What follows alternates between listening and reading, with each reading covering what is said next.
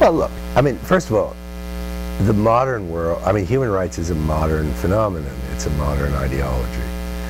And as such, it's going to reflect the modern ethos, the modern zeitgeist, and no, measurement of all kind is one of the great features of modernity. So, I mean, I think what would be strange would be if human rights was not, as a modern ideology, also engaged in the numbers game. The question is, of course, as with all those numbers, you know, what they teach and what they occlude. If we look at, let's say, the 15 biggest wars between the Vietnam War and the year 2000, only 3 of them had any measurements of the number of people dead.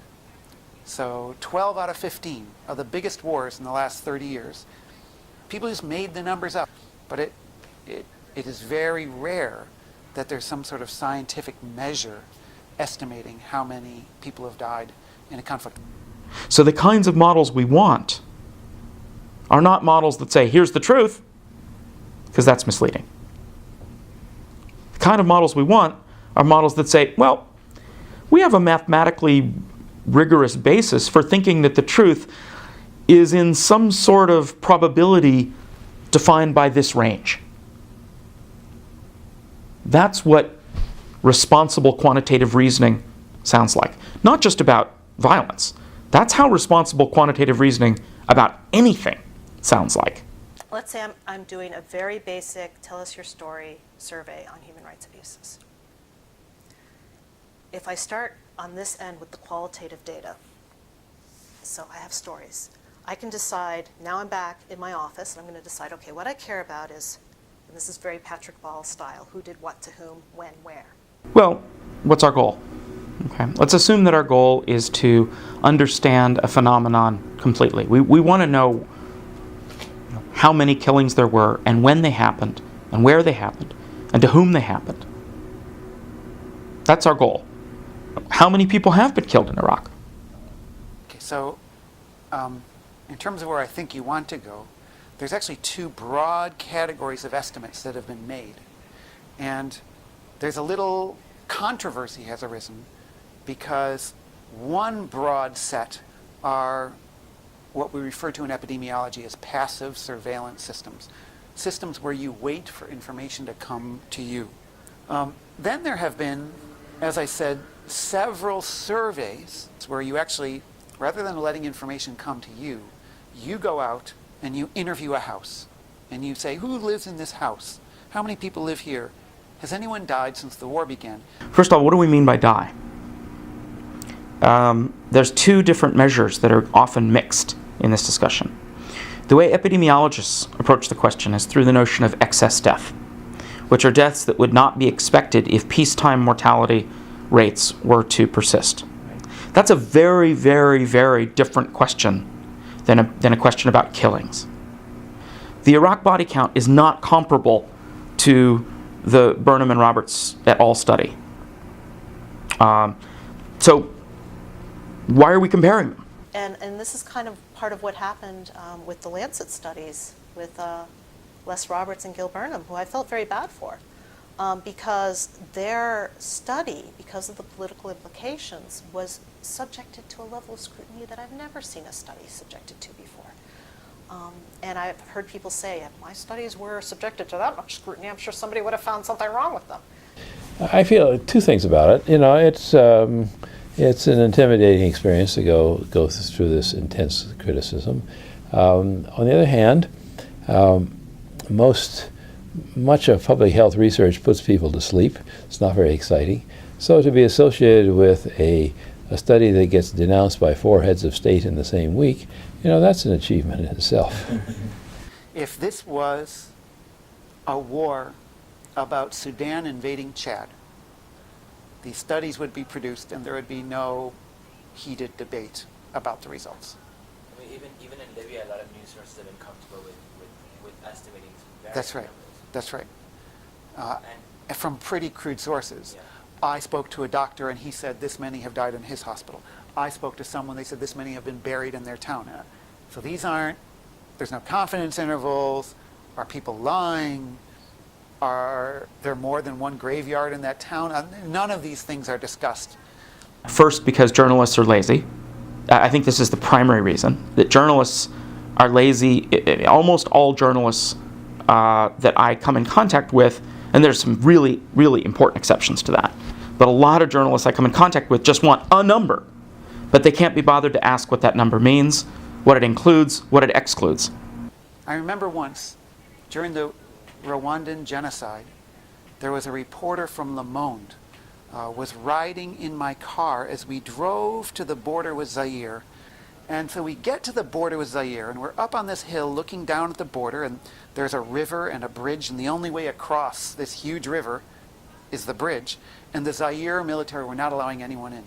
And this reporter from Le Monde, maybe one of the most prestigious papers in Europe, says, so how many people do you think are here? And I said, I don't know, it looks like maybe 20,000 to me. So the next day in Le Monde, it says 20,000 people amassed on the border in Chingugu trying to flee to Zaire.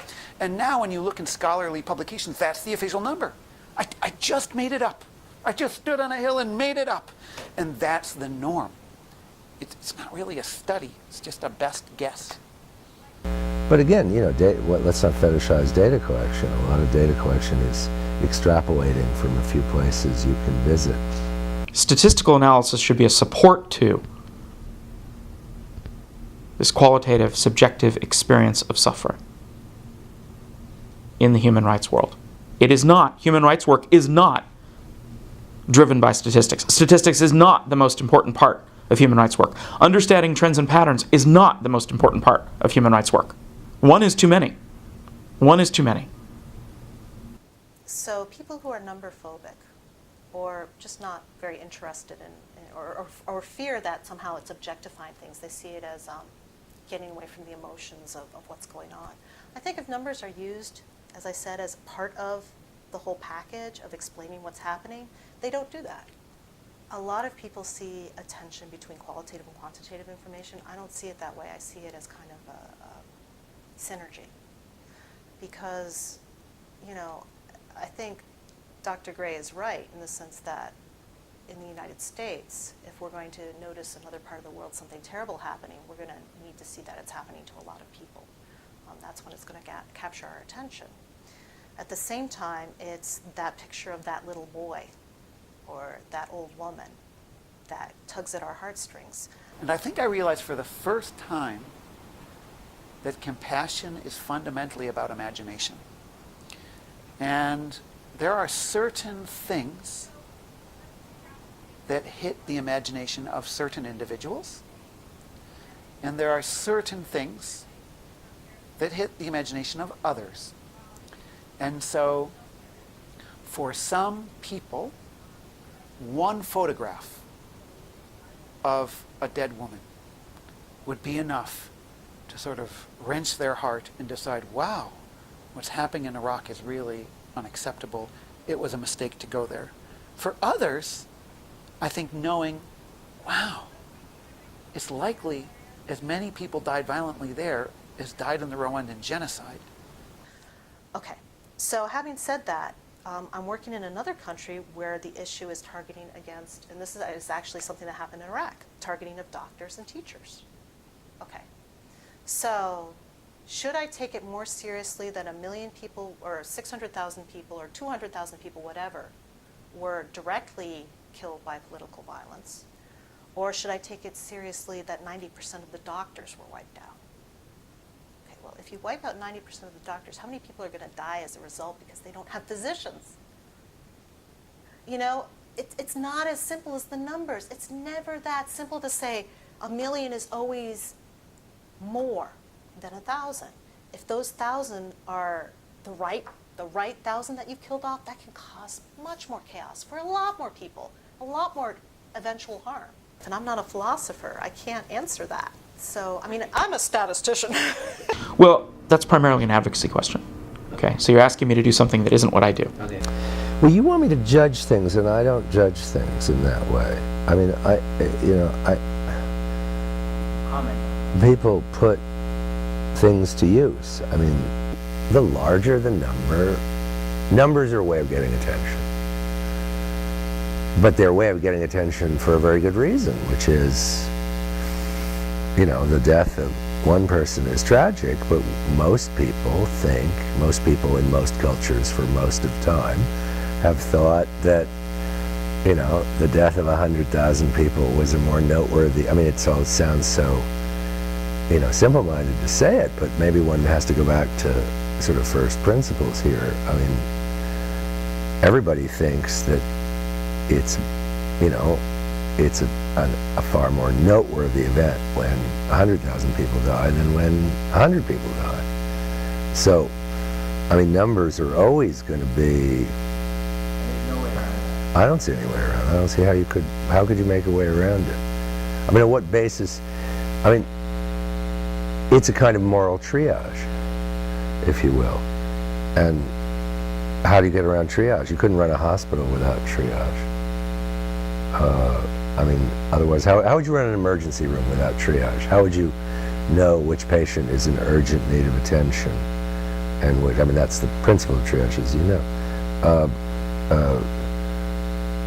The same in international politics. I mean, if we're saying that the Rwandan genocide and a plane crash in Utah, which killed, you know, the Rwandan genocide kills 800,000 people, and a plane crash in Utah, I don't know, private plane crash in Utah I read about recently killed 13 people.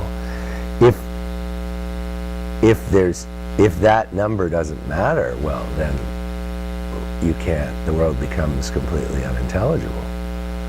They're just as dead as those 800,000 Rwandans, and their families are not going to care less about their deaths than, you know. But the outside world has to draw some distinctions and hierarchies, otherwise we won't do anything. You see, the reason it's unavoidable is because we're not going to act on all questions. I mean, that's why we have things like the Genocide Convention or the notion in international humanitarian law of, you know, grave breaches, or, I mean, there has to be some hierarchy, because the absence of hierarchy doesn't mean democracy, it means inaction. Because we're not going to do everything about everything, right? I mean, so I don't see how you get around that question.